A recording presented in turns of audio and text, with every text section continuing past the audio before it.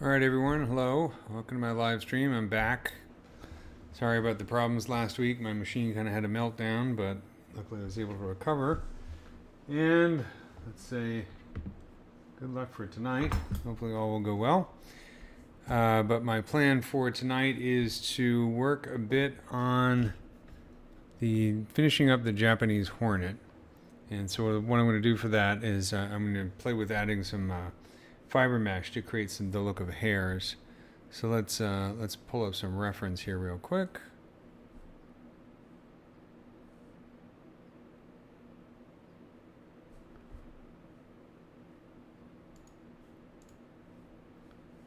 I'm going to go into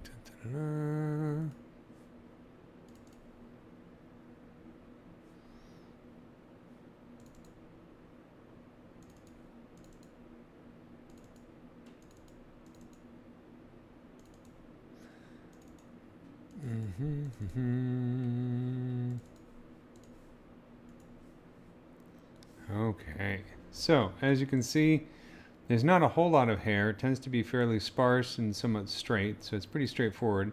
It also tends to be kind of monochrome. In other words, we don't have a whole lot of variation in colors in the hairs. So that makes things a bit easier. You kind of want to, at the very least, imply that the hair comes out of some of these little pits here. So we can play with a little bit of masking. So what I'm going to do is let's start by just taking one part, and I think the head's a good place to start.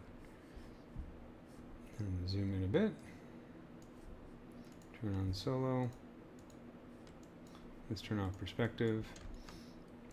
And the nice thing about fiber mesh is that it should render in Redshift just fine. So let's take a look here at the head. They have fairly long but sparse hairs. Just adds that little extra thing that makes things look more realistic. What I'll do is I'll put this over here and let's scale it down a little bit.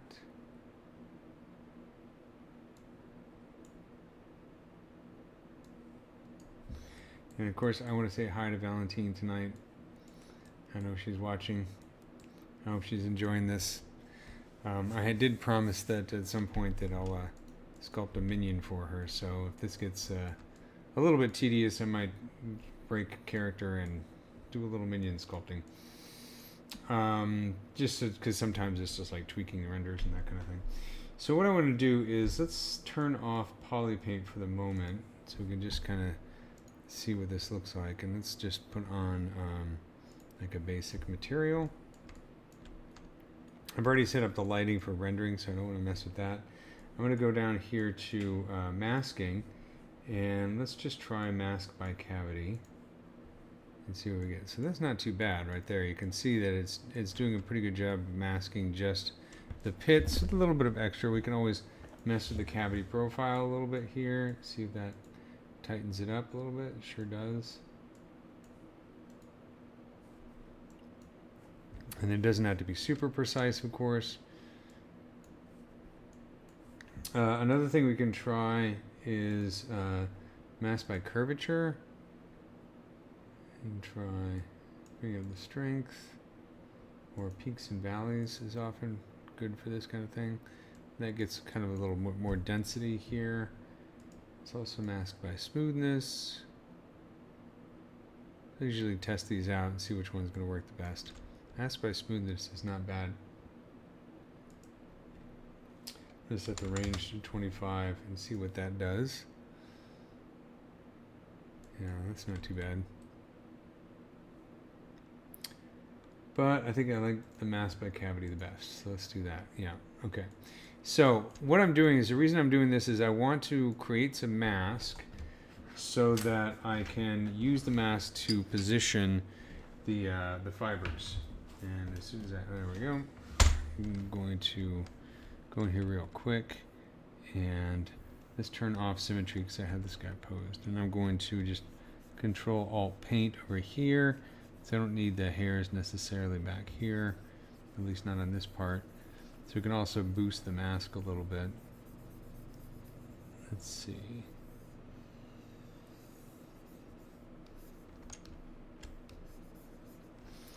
So if we go down to the masking menu, or towards the up, and I'm going to do boost mask. Maybe not. Let's do this. Let's make sure that I don't want to have hairs behind the eyes. Of course, we can also change the settings in fiber mesh, so it's a little bit more selective where it puts it, but I like to kind of edit the mask a little bit first, just to save myself some trouble. Maybe in here. Don't need that. And we don't need it behind the ocelli.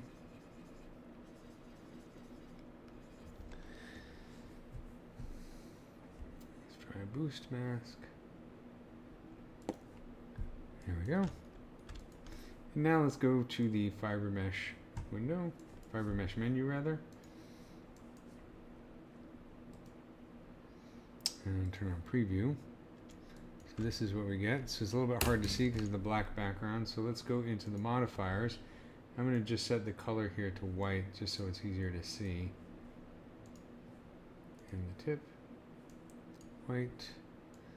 Okay, and then for gravity, let's set the gravity to 0 so that's not, we don't have that sort of falling down. And immediately it's not too bad. I want to remove the twist, because these things are going to be, for the most part, kind of straight.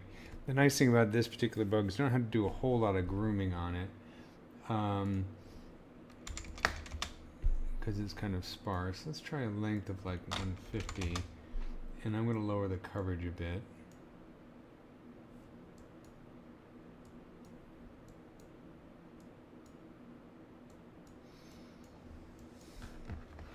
Let's see, I think go down here and paint on the mask. Oh, I think that turns it off temporarily. So let's just paint the mask down here. I'm just holding Control and Alt to paint out the mask because I don't need all that hair in here.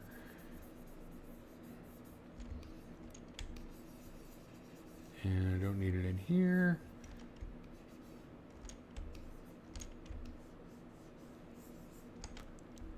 And let's see,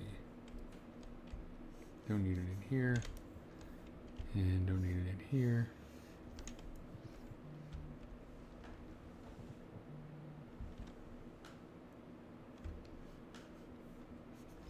Let's try that. Preview.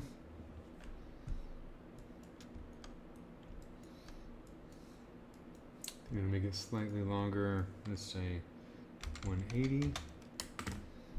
This is the length variation right here, so we can play with this a little bit. And let's see if I turn it to slim.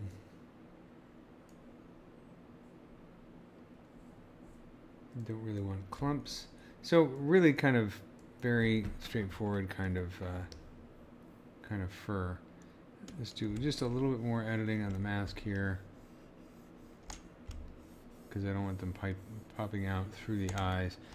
If you're doing like a honeybee, honeybees actually do have hairs growing out of their eyes. I don't know if that's true for the wasp. I didn't notice that in any of the close-ups.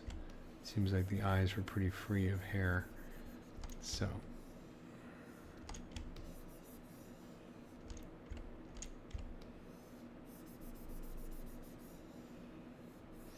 And then the cool thing is once we come up with something that we like, we can kind of store the preset and then just apply it to the other parts of the body, so we don't have to repeat these settings over and over again.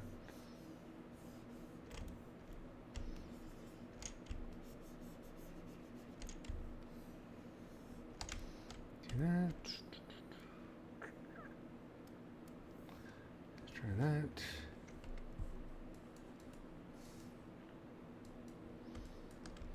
Okay, so I'm going to, let's accept that. It's going to save it another subtool. Fast preview is turned off. You want me to turn it on? Yeah, let's turn it on. I have the solo button on, so it's hiding the head. So what I'm going to do is I'm going to hide everything. Let's turn the head back on. And then we're going to find our fibers are probably down here. Oh, that is fibers. There we go. There's the head. I'm going to turn on poly paint back for the head and switch to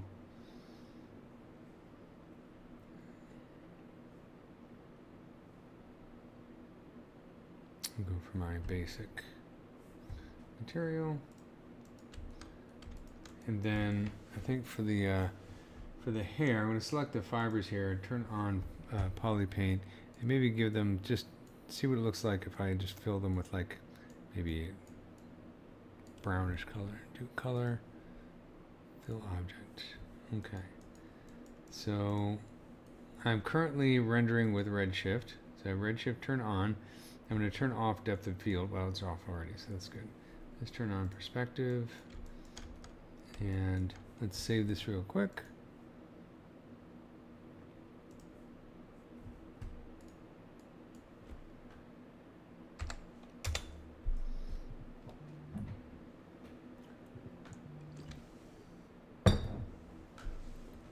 And while that's saving, let's take a look at a reference here.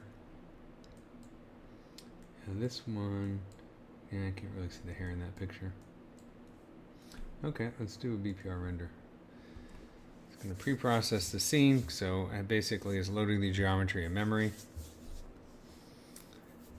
And then it's doing the initial lighting pass, so it's going to look kind of bright. But you know what, as a first pass for the hair, that's not too bad. I think it might be a little bit thin.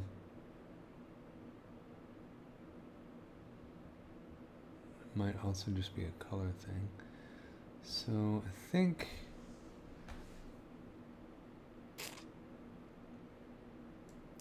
let's do another render.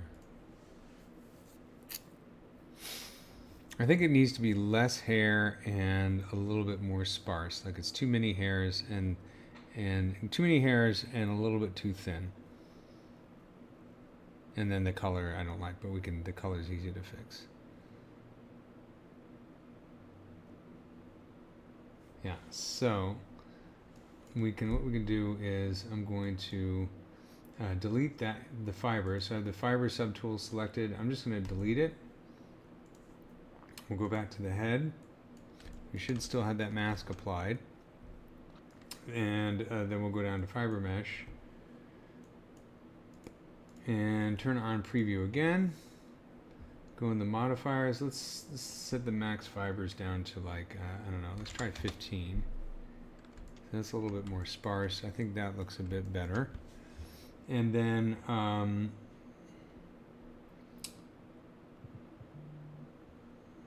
going to scale up the root a bit. That might be too much. Scale down the tip. See if I bring down slim a little bit.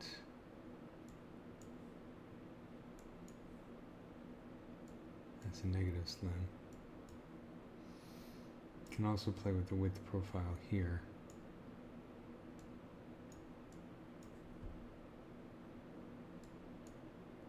So you kind of work with all these together. I can play with the width profile using this graph.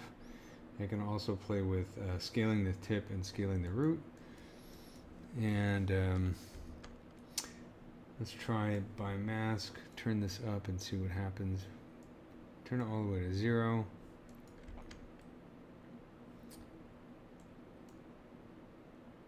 Yeah, so the higher that value is, the more it's restricted to just the masked areas, which is kind of what I want. And then I'm going to bring down the max fibers just a little bit more, something like that. Okay, so let's try this. I'm going to accept it.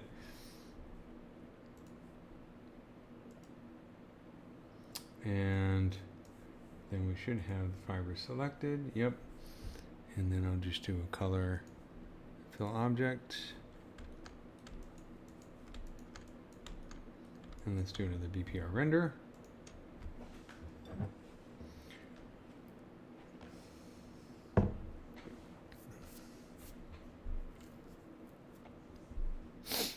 could add just a little bit of gravity there just to give it a nice little bend, but I'm liking that. I mean, it's not over, I don't want to overwhelm it. I don't like the scaling of the root. That looks kind of funky. It's okay.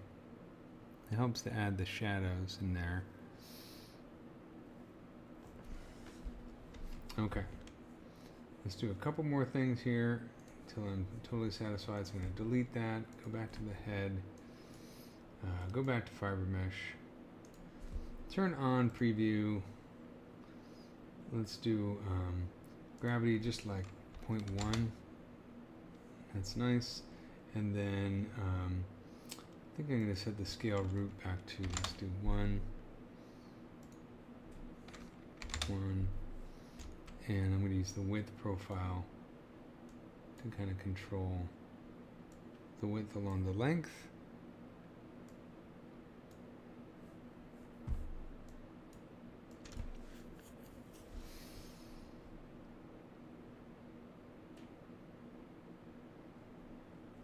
I'm going to increase the length variation. And let's bring down the coverage to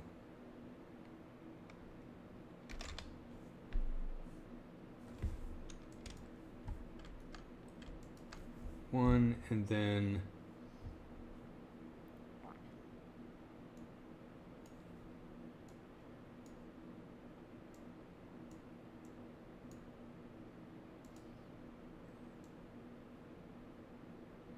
kind of just adjusting the width graph here.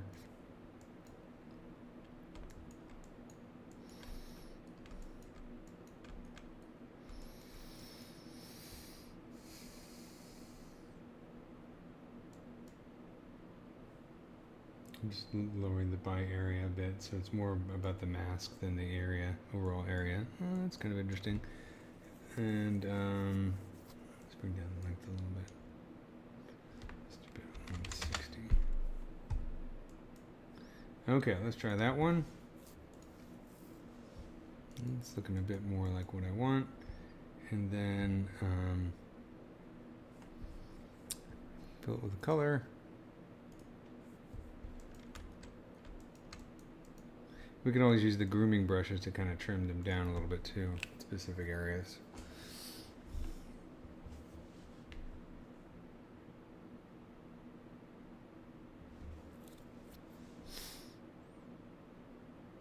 I kind of like that.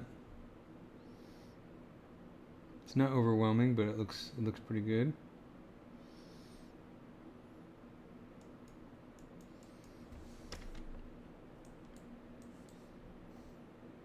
I mean, the other thing is we're going to turn on depth of field a bit, so that when you have depth of field on with the fiber mesh, that's when it starts to look really realistic. I feel like it could be just a little bit thicker. Sorry, I know I'm like being overly picky here, so I'm going to go delete that and then go back to here and just add a little bit of thickness to it.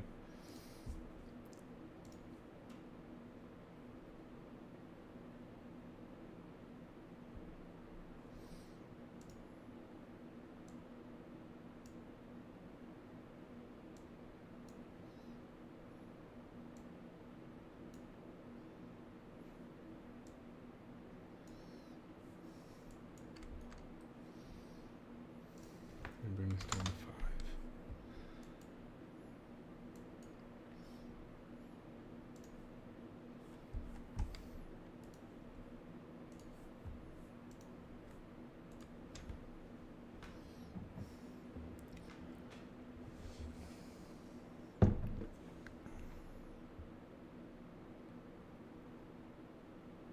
That looks pretty good.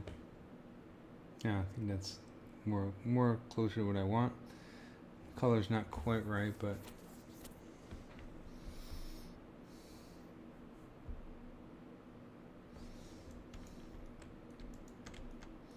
let's see what it looks like a little bit further away.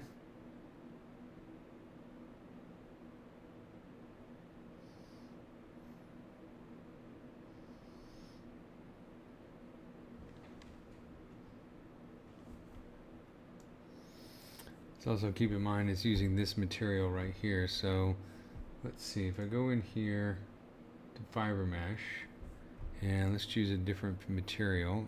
Is there a hair material in here? I forget.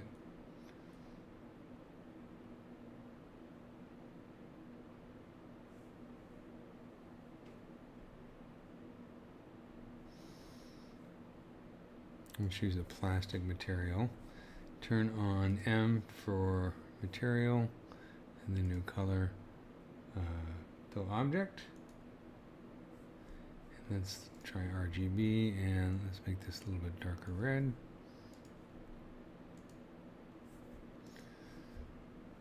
And then let's turn on the other parts of the head here.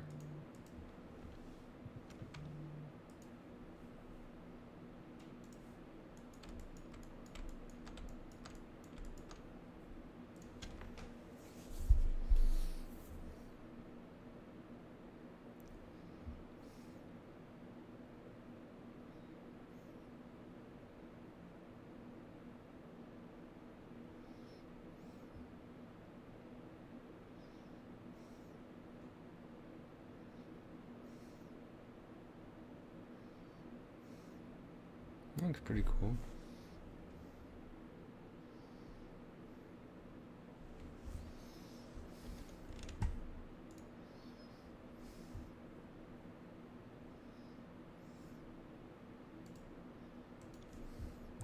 We go here for the modifiers for that plastic material and bring up the reflection roughness, bring down the reflector weight. Then for the head, let's go back to the basic material. Let's make sure I have the basic material on here. Yep.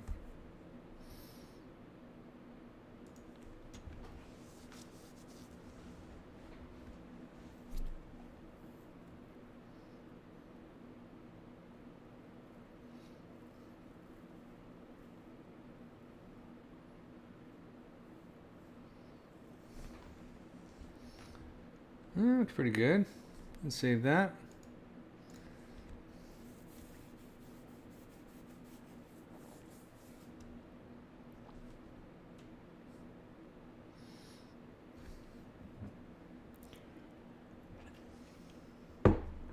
Okay, I'm gonna do another test real quick where I want to see what it looks like with depth of field going on here.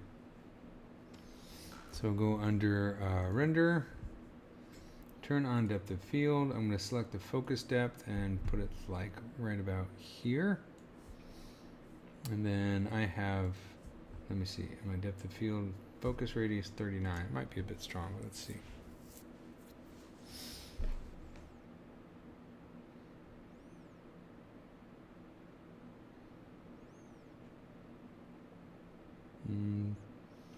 Not strong enough. You can see a little bit over there, but let's turn it up a little bit. Turn up the focus radius.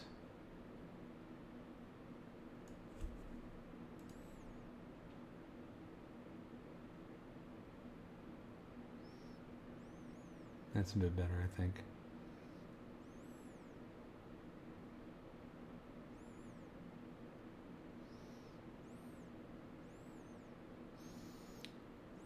Okay, so what I'm going to do now is let's go back to the head tool.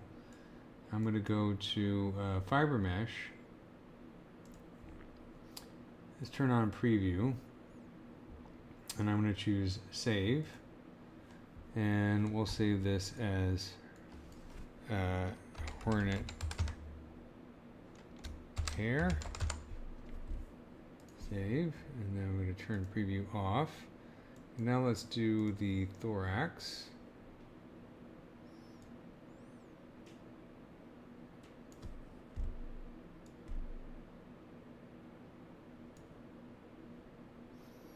A good idea if I label these better. Here we go. Here's the thorax.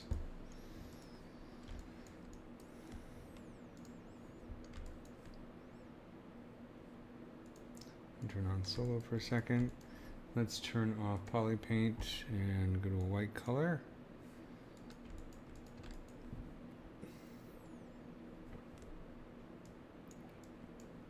And we'll go down to masking and do this mask by cavity again.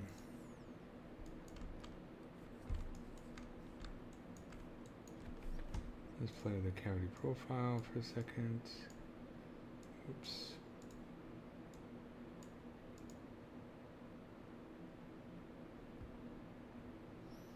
Not doing much there. Let's try mask by peaks and valleys.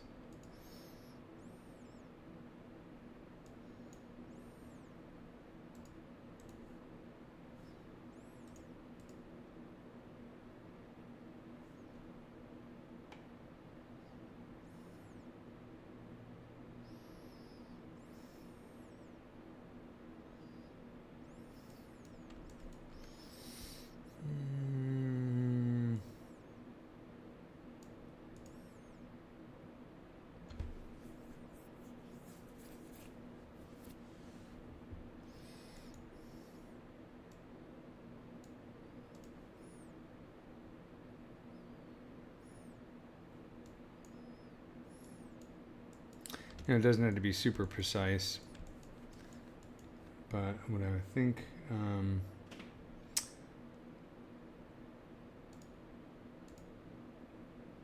bring a peak and valley range here. Let's do 118.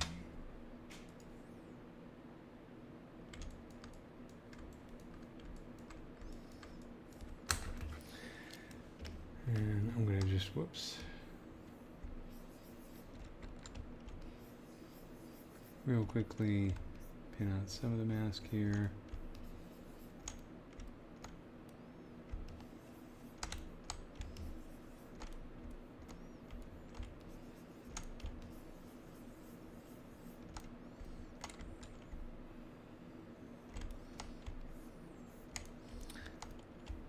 Just a little bit. Okay. So now let's go to fiber mesh. Turn on preview, and I'll choose open, and let's do that hornet hair. There we go. And then let's do, I'm going to increase the max fibers a little bit, make it a little bit hairier. And then I'm also going to increase the by area a little bit, so it's not just, whoops. Let's do this.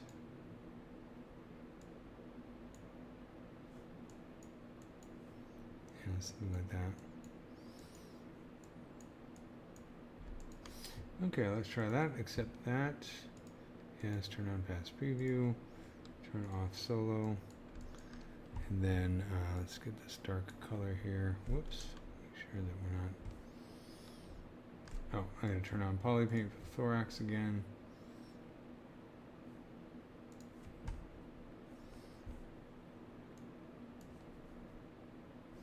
And I'm going to select that plastic material, do MRGB, and do color, fill object, go back to the thorax, and let's do that basic material. Okay. Let's see how that looks. And then I'm going to render, and let's turn off depth of field for the moment.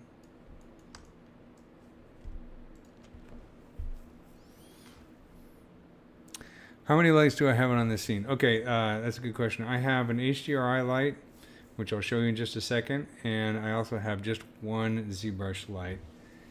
And I want to play with that a little bit just to show you, because I did spend some time between the last live session and this one messing with the lights a bit. I discovered a couple things that I think are interesting about redshift lights in ZBrush, because they're kind of funky. If you've used redshift in another program such as C4D or Maya, it's going to trip you up a little bit if you're not familiar with ZBrush lights. There's our hair. Okay, so if we take a look at the lighting, move this panel over here. Now, even though this does not say on, it is actually lighting the scene. And I can prove that by, I'll turn off this light. And I'll turn this on so you can see, here's what the HDRI looks like. And this is one that I downloaded off of Polyhaven. And the thing about when you're using this, if you want to use the light but you don't want it to appear in the background, you can just click on the on button, As long as this is set to a texture, it's still lighting the scene. If you set this to texture off, then it's no longer lighting the scene. I think that's kind of confusing. They should have had a light that a button that just says, you know, background on or off. But you can see, since I've turned off the ZBrush light, we are getting this nice rim light, and that's coming just from the HDRI. And that looks pretty nice with the hairs. You can see how much more realism this adds. It just makes things look a little bit more alive. If I go in here and let's choose a different one. Actually, I want to see what is this one. Is Victoria Sunset. Okay, I just want to make sure I remember that. And do this one.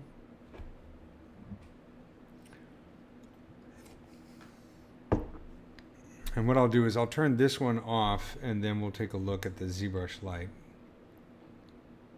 So you can see there's a nice rim lighting there from the HDRI, and a little bit of a fill light.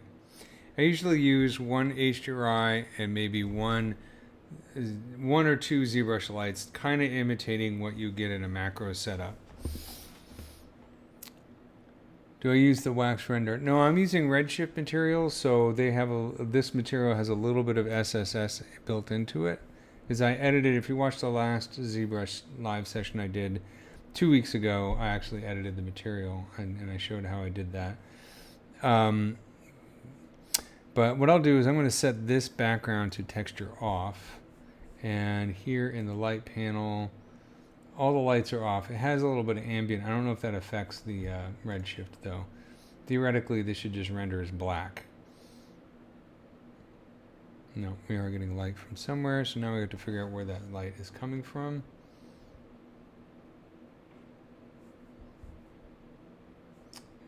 I turn off the floor.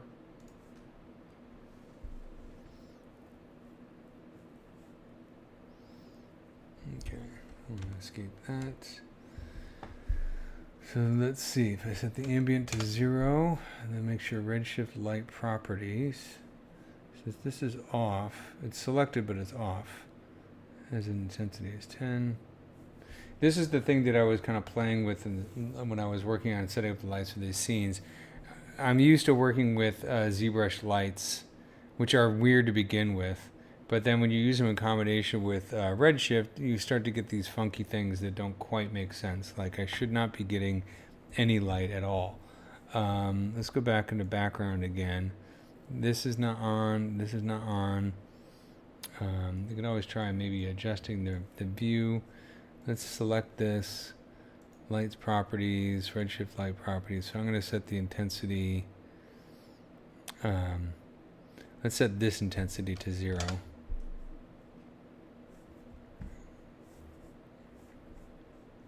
And let's just turn it off.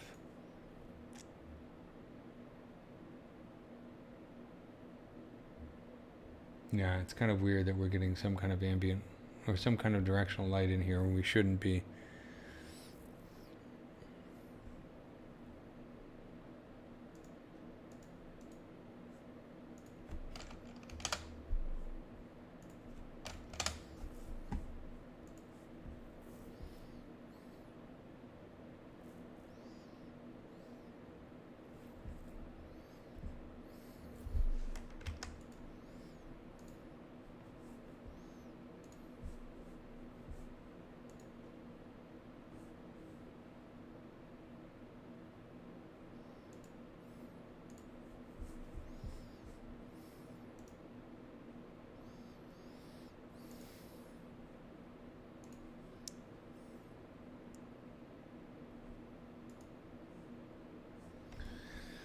Yeah, that's kind of weird. We shouldn't be getting, it should be rendering as black.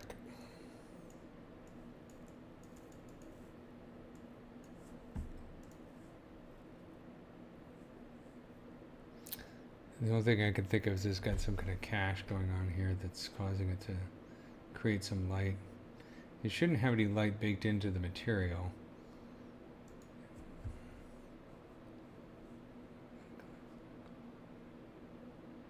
Alright, maybe if I turn off use default panorama, that's probably what's going on.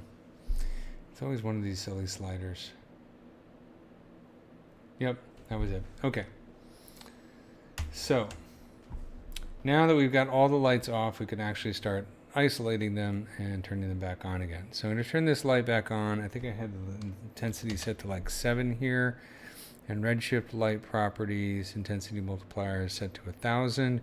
The light distance makes a huge difference in the redshift light. So let's render this with just the one light and see what happens. So you can see we have a pretty intense light here, and that's just the one light.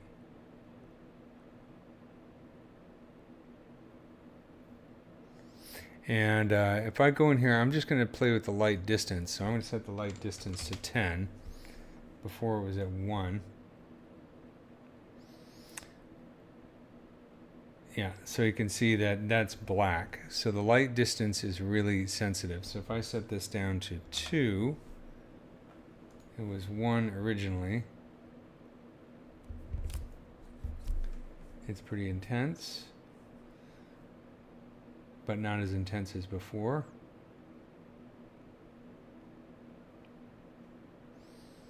So if I set the light distance to 3,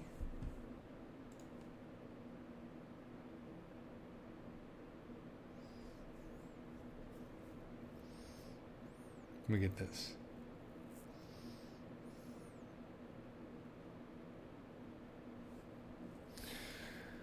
So let's set this back to 1 and go back here to our background, and I'm going to choose that texture, the signal hill dawn. So again, we have gamma exposure, redshift exposure. I'll leave it on the background just so we can kind of see what that looks like.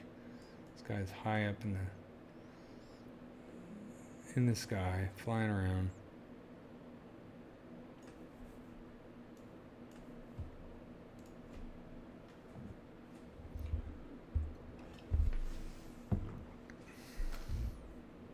So you do the initial pass here, the background won't show up, and then it does.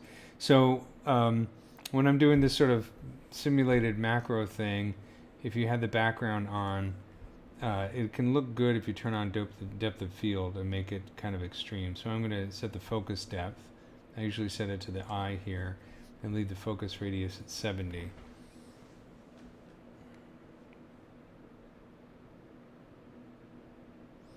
And that's looking pretty cool. Looks like a nice macro shot. And if you compare it to some of our reference here,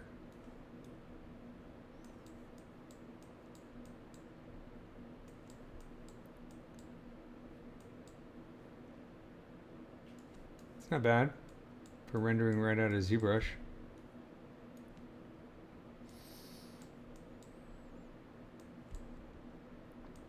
Make sure we're looking at some decent photography here. I mean, I also like the black background. That's a different hornet.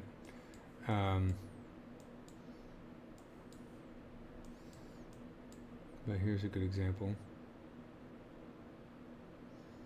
Comparing the depth of field. I think I had the quality settings not very high, so it's a little bit noisy. That's kind of neat. But I also like it with the lights. Still using the light, but the background turned off. That you can see some macro shots are kind of like that. See if I can find a good black background one. Yeah, like this. The depth of field is probably a bit too extreme, but it looks neat. Let's save that.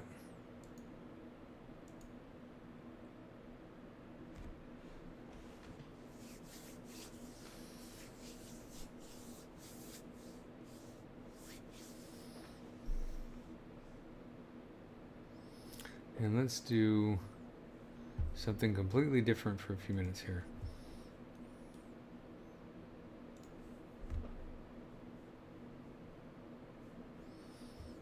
So we got that saved. So let's go into Lightbox, and I'm going to go Mannequin.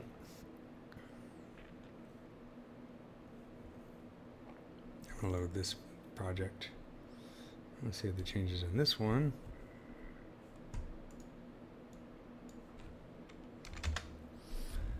because I promised I'd make a minion tonight. So I'm going to make a minion, which I haven't really done successfully yet. So we'll see how it goes. But, you know, what I would do next for this one is I would just start copying those fiber mesh settings to all the other subtools. So I'm loading the mannequin project here, and I'm going to switch to draw mode. And let's delete some of this. And let's go to rotation.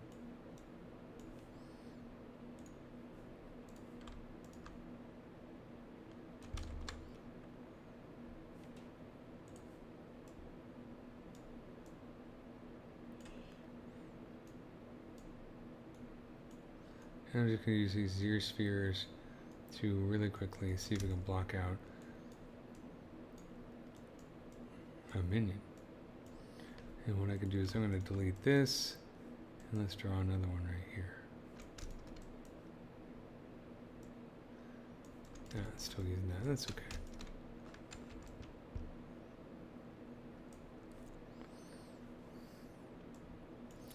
So the mannequins, you can see they replace some of the Z spheres with custom objects, geometry.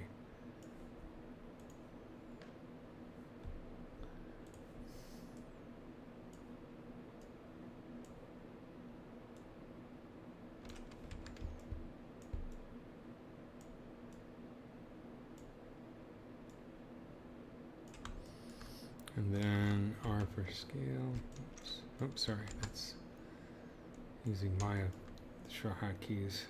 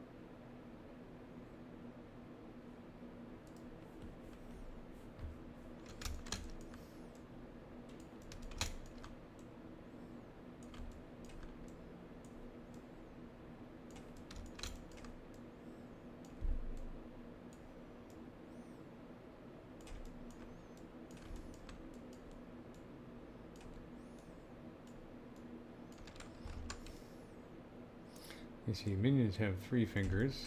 One of the few 3-fingered cartoon characters that I know of.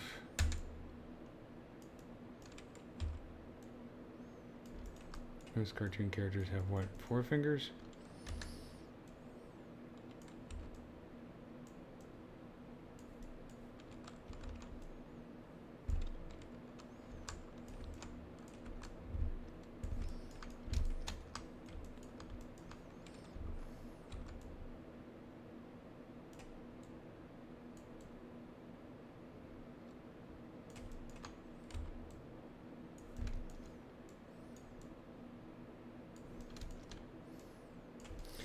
Let's see what that's going to look like as a Dynamesh. I think the legs are a bit long.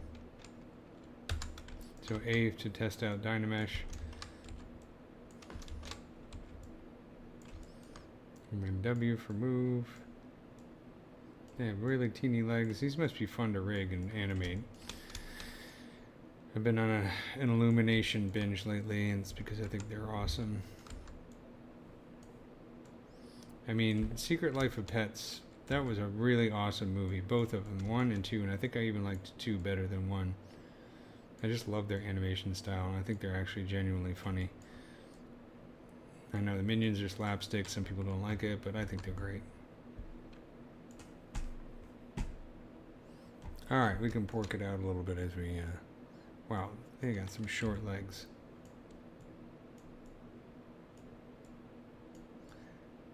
Also, the Minion ride at Universal is a lot of fun.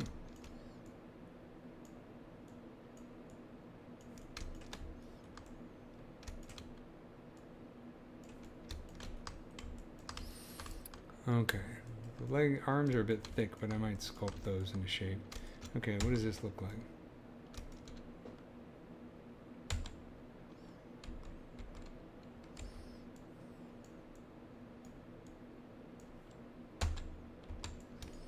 Gonna add one more.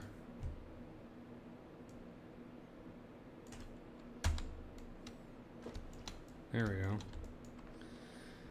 Alright, I'm gonna do make polymesh 3D.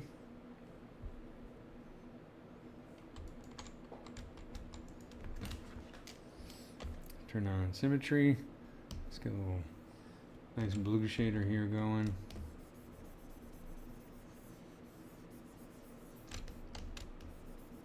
And white color.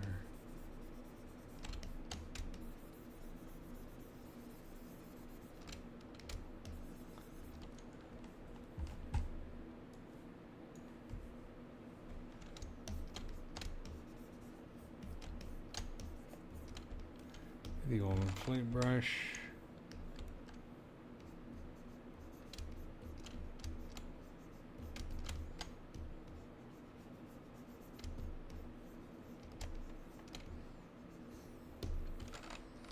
Move.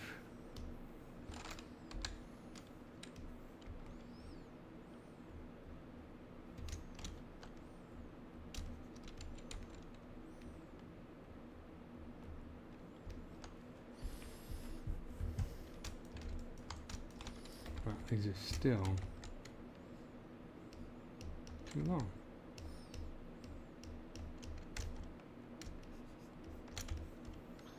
Turn Dynamesh back on.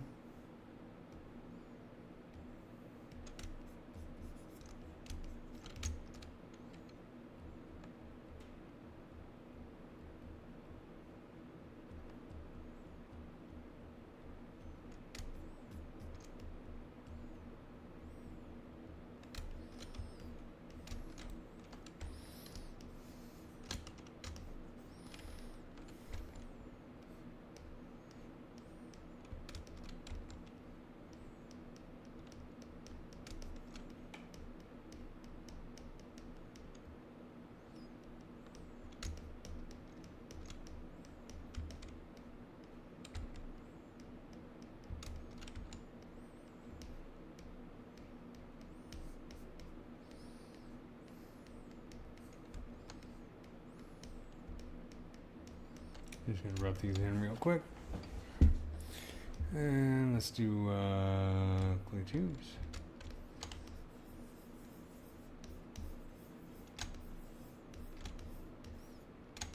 I always do the single eye. I just think the single eye guy is funnier.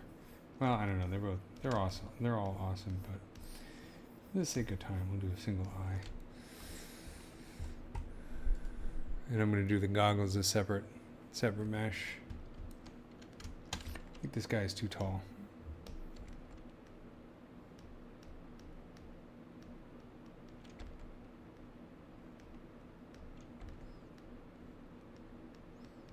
And then I get this kind of thing. They kind of squat on the bottom, round on the top, squat on the bottom.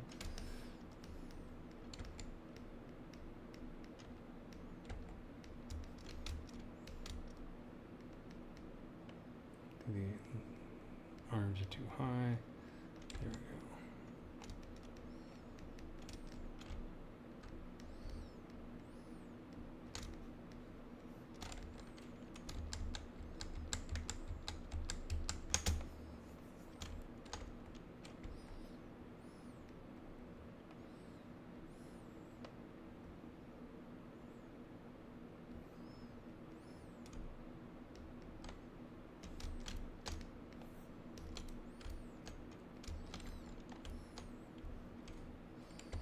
I know, my label says insect-inspired creature design, and I'm doing a minion.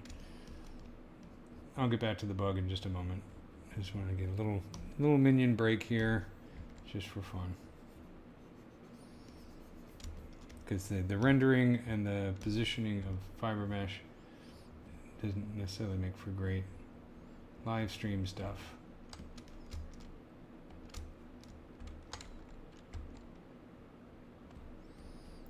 Of course, I'm just eyeballing the proportions here. Probably try all these out in Photoshop first, but you know, whatever, it's fine. It's all in good fun. A little bit of practice. It's always a good idea to work out of your normal comfort zone every once in a while, expand your range.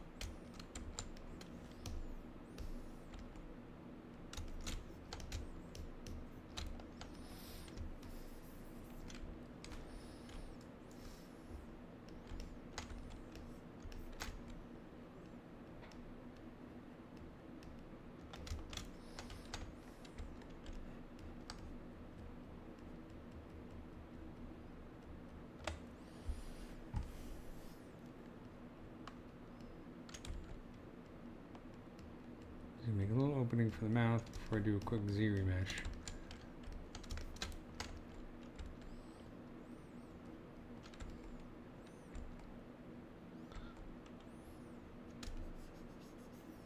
Actually, I'm going to reposition the eye, completely different place. I'm going to throw the goggle on first because the goggle is easy to move.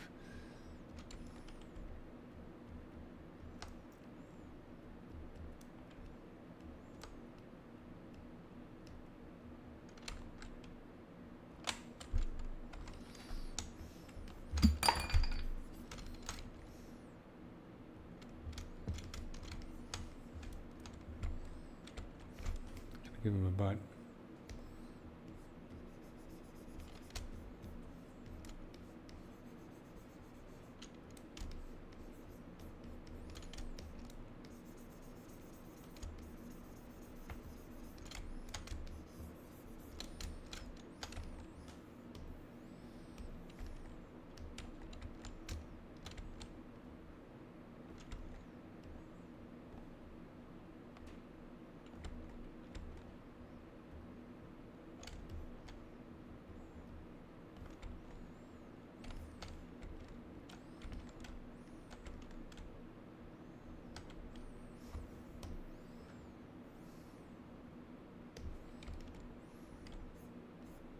Butt crack. Gonna have that. Okay, he's looking like a mess.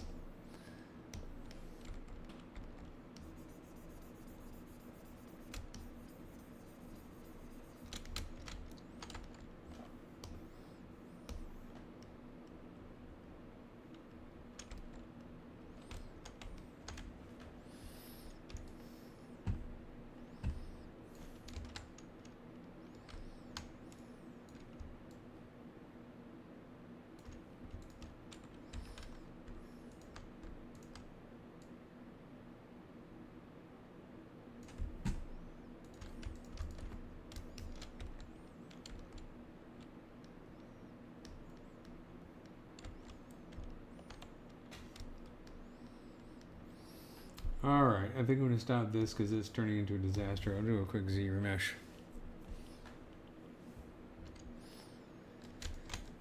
And do a quick insert mesh.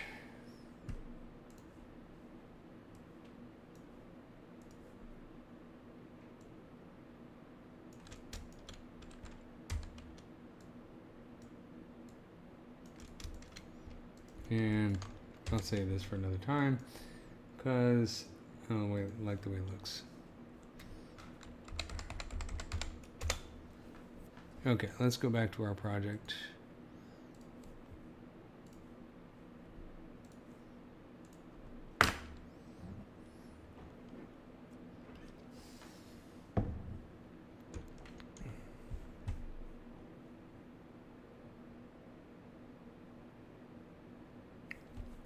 All right, here's where we were on the hornet after we had a little minion interlude. So let's take a look at the antenna. Oops, let's make sure that we're not doing that. Okay, antenna. And again, I'm going to turn off poly paint, switch to a light color. In this case, what I'm going to do is, let's see. I don't necessarily want to have fiber mesh here at the very beginning of the antenna, so I'm going to paint a mask there and paint a mask there. And instead of doing a mask for the rest of it, well, what I'll do is I'll invert the mask. So it's just going to put the fiber mesh on the masked area. So we'll go down to fiber mesh, and we'll choose open. I'll do hornet hair. There we go. I think if we take a look at our reference, we'll find that the hair here is probably, make sure we're looking at the right hornet. See, it's going to be, no, it's a dead one. It's hard to tell off of that one. Wow, really not a lot of hair on the antenna, which is interesting because that's, you know, very different from what you would expect to see on ants or other insects. In this case, it's not. We just see very sparse hair in the front here. So I wonder, these guys not have hair in their antenna? It really looks like they don't. Well, that'll save us some time. Okay. If you look at like ants, they often have a lot of hair in the antenna, especially bees and things like that, because it's a huge part of how they pick up chemical signals from the world. But these guys, it looks like they just have a little itty bitty bit of hair. So let's do this. I'm going to bring down the length quite a bit, and then set the max fibers to like 0.5. So there's just a few hairs, and we'll choose accept. And I'm going to choose that plastic material and dark red color, dark reddish brown. Do mRGB and do color fill object. And then turn off solo. Select our antenna and go up here and turn that back on. Go back to our basic material. So this could be pretty subtle when it comes to the antenna. So let's do, let's take a look at the mandibles. Looks like they don't have a whole lot of hair in there either. Hard to tell. I need some really high-res photos to tell. No, you can see some there. Is it? Yeah, it looks like there's a little bit. Pretty sparse, but they're there. Could come in with a groom brush later and kind of brush these down. I think that might look a little bit better. So let's do that actually. Let's go to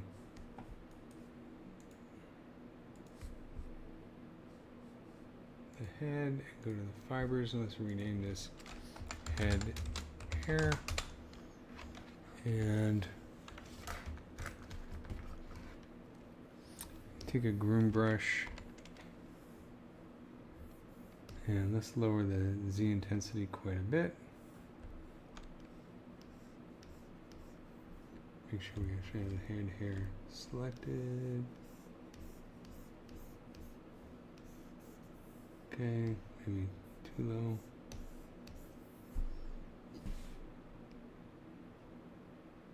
Oh, that's the antenna hair. Sorry. No wonder it ain't working.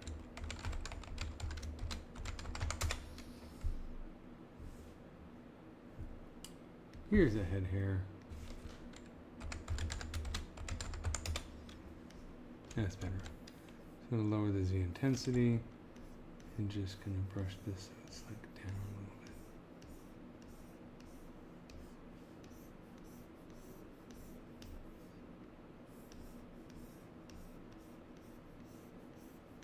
A little bit of directionality here. The thing that I use when I render these guys with Maya, I tend to like to use Yeti. That's my favorite hair solution. I just think it's the easiest to use in terms of grooming and that kind of thing. But fiber mesh is nice in a pinch, especially now that you can render it with Redshift. That makes it much more attractive, I think. Because I like to, as you can see, I like to do hyperrealism most of the time. And up until they incorporated Redshift into ZBrush, it's kind of not impossible, but hard to get realistic renders out of ZBrush. You really had to work at it. But now it's a lot easier to do, so it makes using a quick, like if I was going to do this for client approval or something, like, you know, fiber mesh, a couple hours or so, just to get an idea of what the hair is going to look like, it's totally worth it. Let's go to the mandibles, and I'm going to do same thing I've done before. Let's go in here and turn off poly paint just so we can see a little bit better, especially when we go to the masking, and then we'll go mask. Let's start by using a cavity mask. Bring up the intensity there. Not bad. Let's try this. The mask, you know, the graph with the mask is something I just mess around with until I get something close to what I want. Usually just take some noodling around to kind of figure out what the optimal settings are.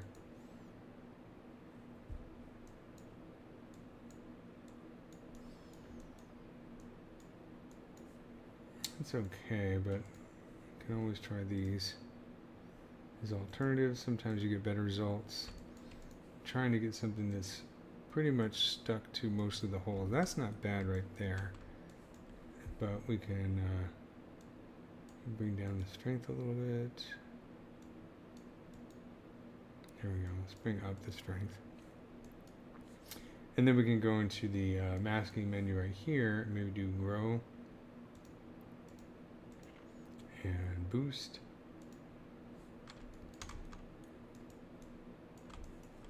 I think that's going to work pretty well for what we want. Okay, now that I have a mask here, I'll go down here to, or up here rather, to fiber mesh and do open.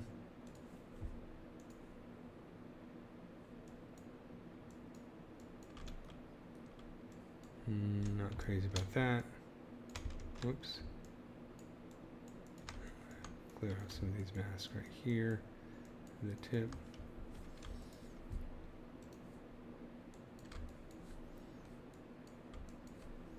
I mean, it's pretty sparse overall. It's even hard to tell if that's actually hairs or just a specular highlight. So what I'll do is I'm going to go in here to my mask, and let's set this to 3.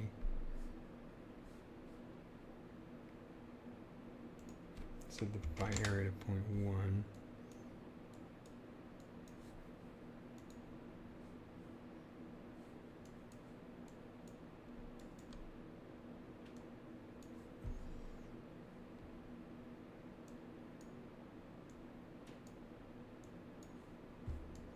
Lower the coverage a little bit. Alright, let's try that. I'm going to accept it. And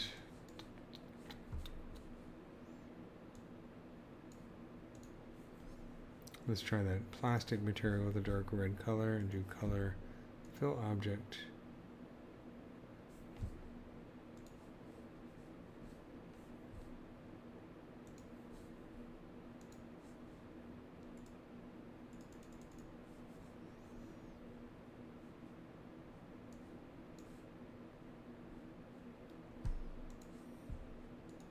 There we go.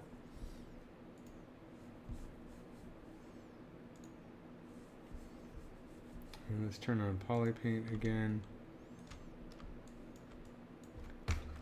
And make sure that we have the masks. So these are, it's going to be the mandible mask. I'm sorry, mandible hair. Let's take that groom brush and just kind of bring it down like this a little bit.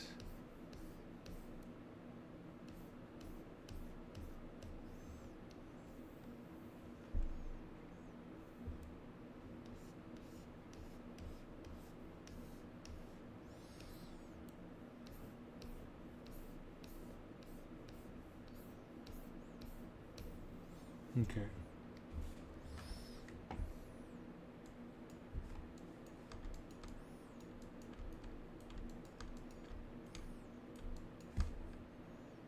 Do a quick render.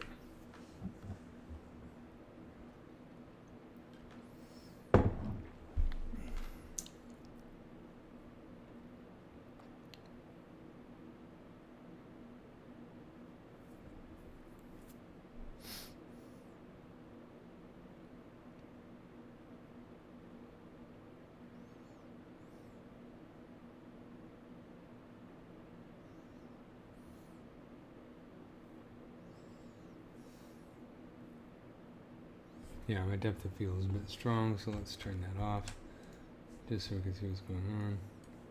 Turn off depth of field.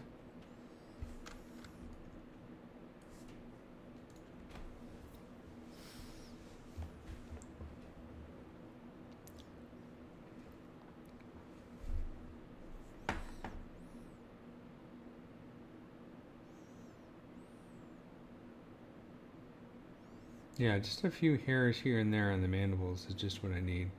It doesn't have to be super thick, but it just nice. It kind of has a nice way of breaking up the surface and adding just a little bit of realism there.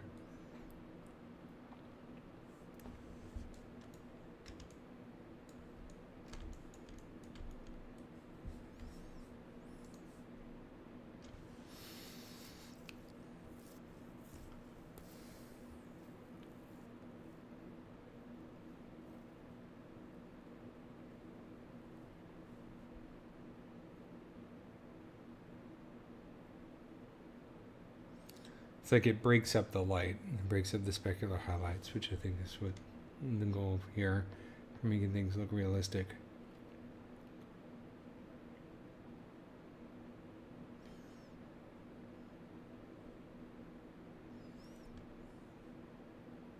Let's take a look at adding some to the abdomen.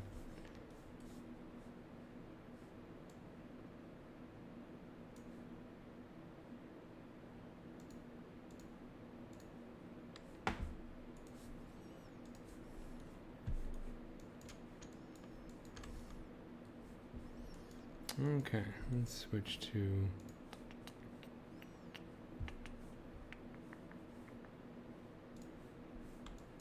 basic material and go down here to masking and let's do mask by cavity.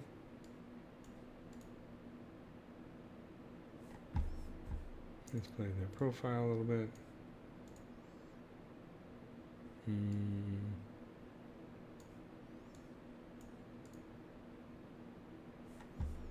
It's gonna be too much. Let's go down here to these other masking methods.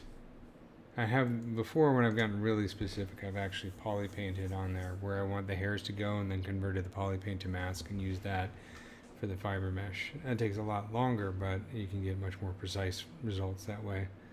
This is kind of a nice quick and dirty method for doing this.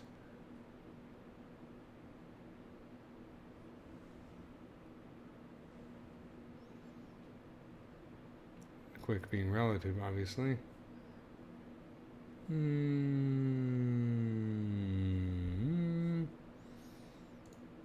Just do peaks and valleys.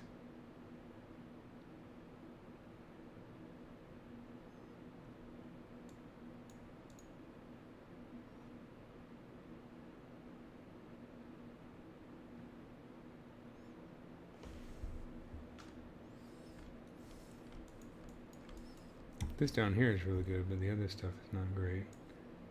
Try to bring in the count coverage.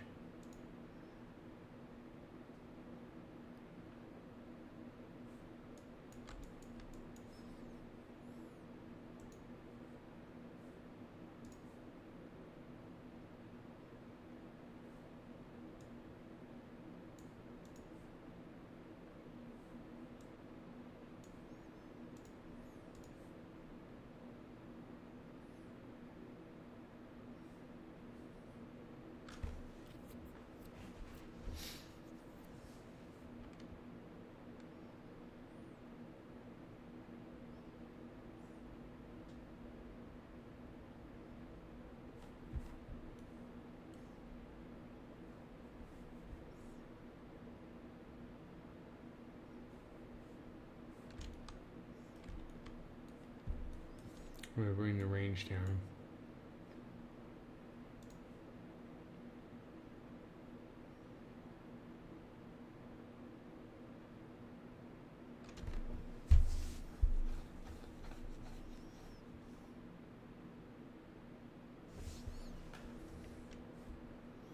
What we can do is go up here and do shrink mask. And then sharpen mask. Let's do this. Let's go back one. Let's boost mask and then sharpen mask. This will probably work. For the most part, it's kind of like where we want it in these little divots. Maybe a little bit of extra on the ends is not a bad idea. Again, this is pretty sparse. This is not a hairy bug. Wasps tend not to be as hairy, but that's some good reference right there. So, okay, so let's do this. We'll go into, now that we have a decent mask, we're going to go into fiber mesh. And open. And hornet hair. And there we go.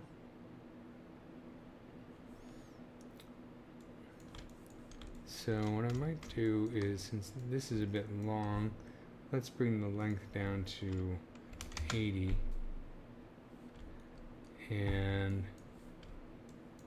let's do this. I'm going to bring up the gravity a little bit. The gravity direction is usually based on how you're looking at it in the camera angle. So if I like did this and brought the gravity way up, you can see it's kind of drooping down like that. But if I rotated the view and then change the gravity, now you can see it's all going like that. So what I'm going to do is I'm going to change the view to something like this and bring the gravity to, I don't know, like 0.4, just so it's kind of like, saves me the trouble of having doing some grooming, because it's already kind of moving back towards the back here. Looks pretty good. Okay, so I'm going to choose to accept this, and let's go back to that plastic material, kind of a dark reddish brown. These are a little bit lighter in color, but do MRGB, RGB intensity is 100%, color, fill object, and then we'll go back to, sorry, turn off solo, turn on poly paint for the abdomen there, go back to that basic material, that one right there. And now let's see how our guy's looking, our gal.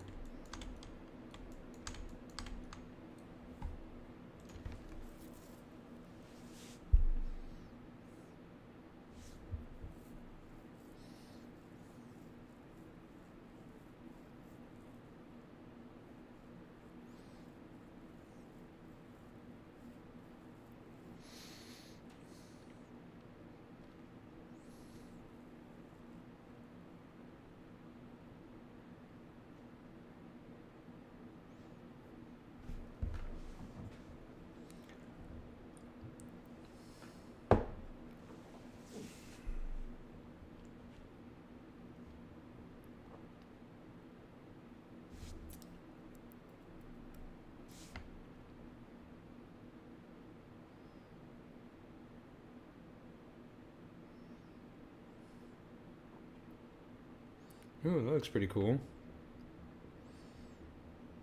I like that.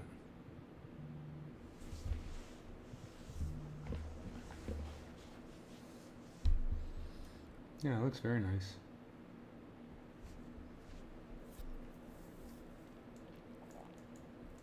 And we're going to do the same thing on the lower abdomen. Let's turn off poly paint. Go back to white. And let me see, the mask, if I smooth this, seemed to work pretty well.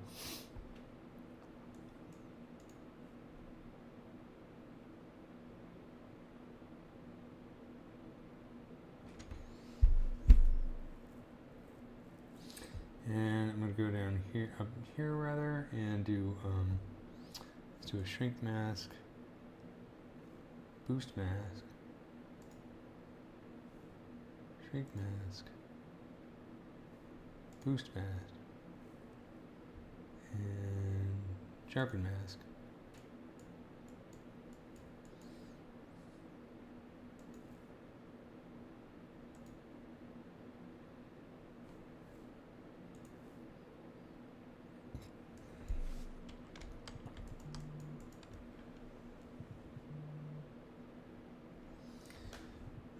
Let's see here.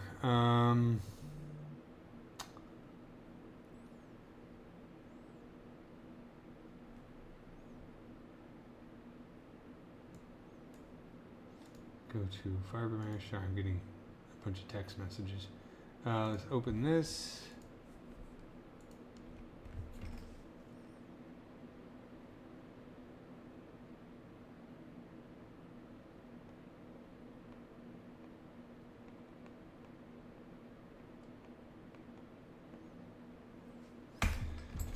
That looks pretty cool. And then I'm going to do the same thing. I'm going to kind of position this like this. And do the gravity up a little bit. Maybe a little more.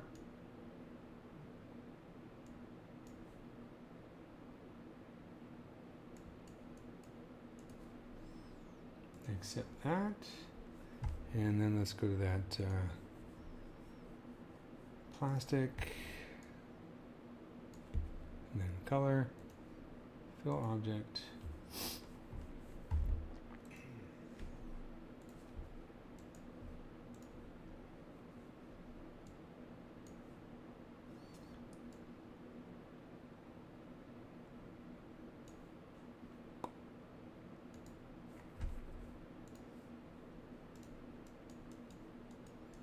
Alright, so what I'm going to do is let's do some renders here. I think you get the idea. This is pretty repetitive. For the legs, I might paint masks in specific areas for the joints, but what I'm going to do is I'm going to turn everything on here. And let's just do a couple renders with the hair on the thorax, the head, and the abdomen, just to see how it looks. And then I'm going to kind of close it up for tonight. So let's make sure we have perspective on. I'll do a quick BPR render.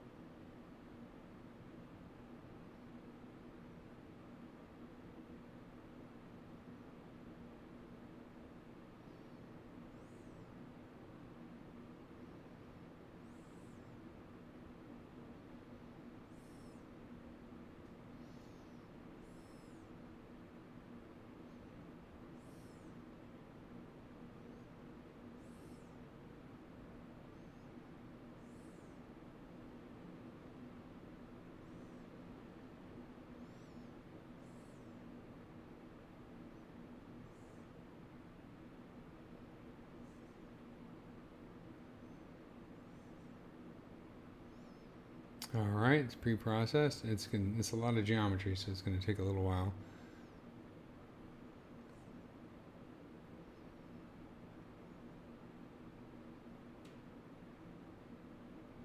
That looks pretty cool, though.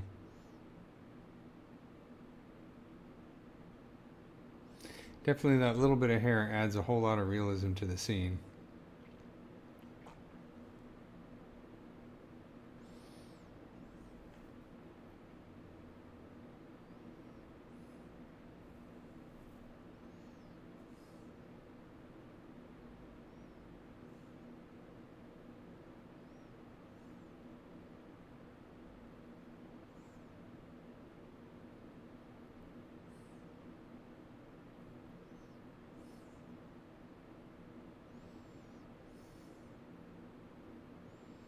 Even just this one or two little hairs here in the antenna makes a huge difference.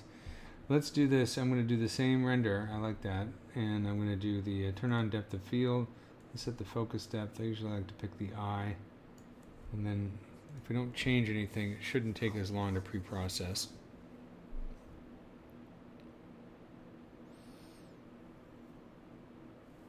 Yeah, pre-processing doesn't take any time at all. Well, relatively speaking. Yeah, but that depth of field looks really nice. It's a bit too strong. Like, if you're an experienced macro photographer, or let's put it this way, most macro photographers that I know actually try not to overdo the depth of field. You know, you do focus stacking and that kind of thing, or just, you know, a different shutter speed, because too much depth of field, well, you're losing some of the best parts of the insect in there. It's a very wonderful thing for making things look small and giving a nice kind of atmosphere to it and directing your attention to a particular part of the bug. But once you do a bit more photography, you start to realize that too much depth of field, it's really a picture of a head with some blurry stuff in the background.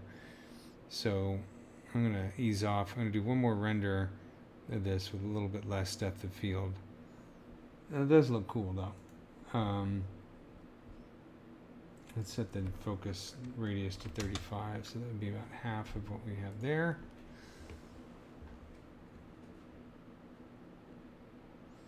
But the hairs with that depth of field blurring look really nice. It adds that little bit of fringe.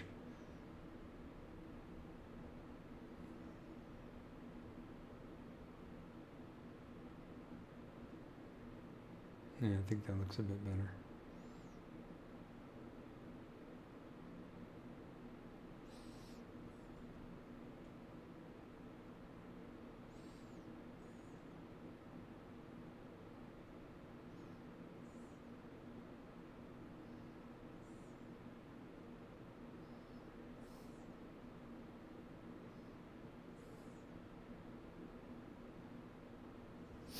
So I think the last thing I would do to finish this out would be to add some hairs to the legs.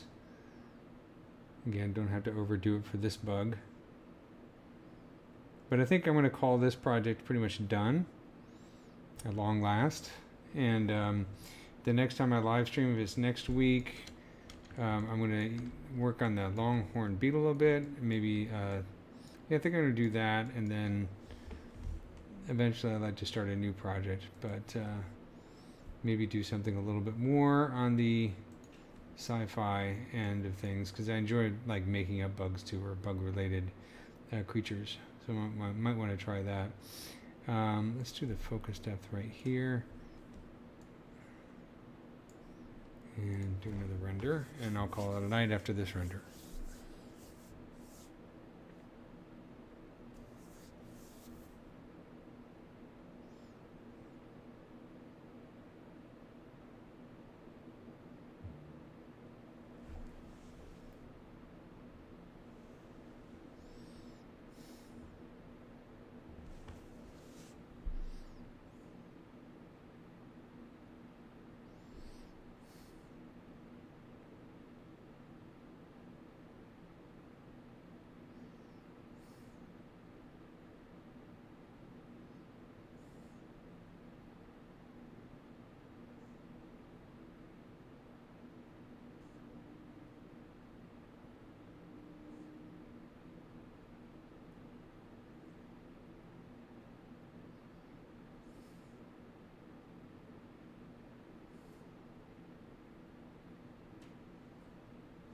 That looks pretty cool. I like it.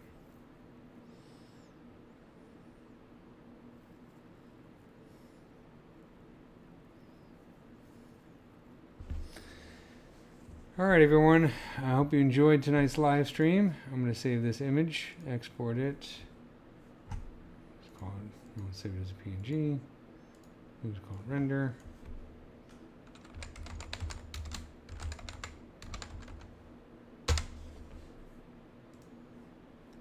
And I'll see you next time. and have a good evening.